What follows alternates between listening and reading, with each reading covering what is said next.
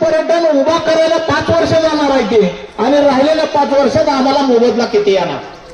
म्हणून 2019 पासून 2024 पर्यंत नुसतं शासन स्तरावर चर्चेचं गुराळ लावलं गेलं, परंतु त्यातनं आउटपुट काही निघाला नाही.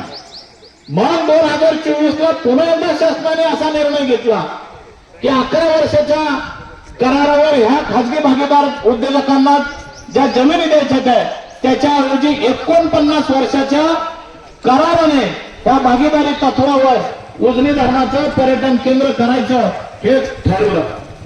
मग 49 वर्षाच्या भाडेपट्ट्यावर ज्या वेळेस उजनीचं पर्यटन व्हायचं टेंडर निघालं त्यावेळेस मात्र सगळ्या उद्योजकांनी आमच्या भीमानगरमध्ये,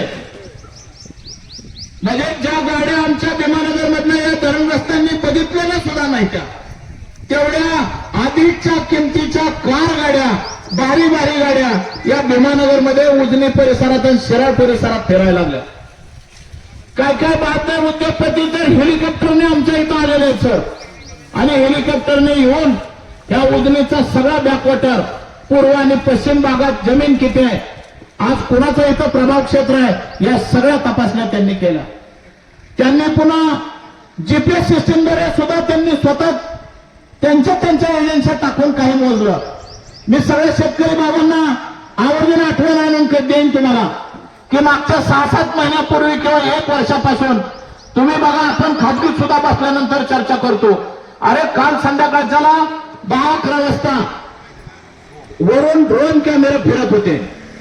सगळ्यांकडे गावात, प्रत्येक गावात चर्चा असायची की आज सुद्धा ड्रोन कॅमेरे फिरले, दुपारच्याला ड्रोन कॅमेरे फिरायचे, संध्याकाळच्याला ड्रोनचे कॅमेरे फिरायचे, हे काय चाललंय. त्यावेळेस आपण म्हणायचो कुठल्या तरी फोटोग्राफरनी जे लग्न जमलेले जे नवरा बायको आहेत त्यांचं ते प्री वेडिंग शूटिंगचा कार्यक्रम त्यांचा असेल म्हणून ते ड्रोन कॅमेरे फिरवायचे गाठ घातलाय. पण भावांनो तसं नव्हतं.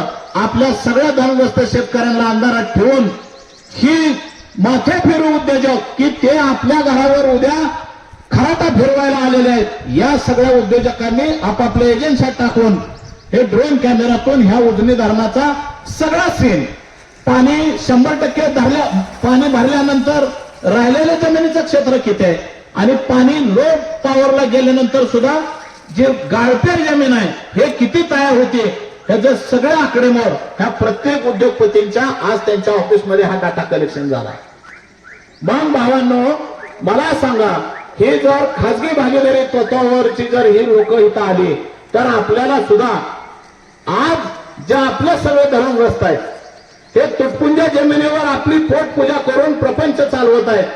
ह्या सुद्धा प्रपंच आपल्याला सगळी घरदारं सोडून आपल्याला जसं पुनर्वसन होऊन गावामध्ये जगण्यापुरतं साधन म्हणून आपण उर्वरित जमीन जे आज पिकवतोय ती सुद्धा जमीन सोडून आपल्याला दुसऱ्या गावात जावं लागतं.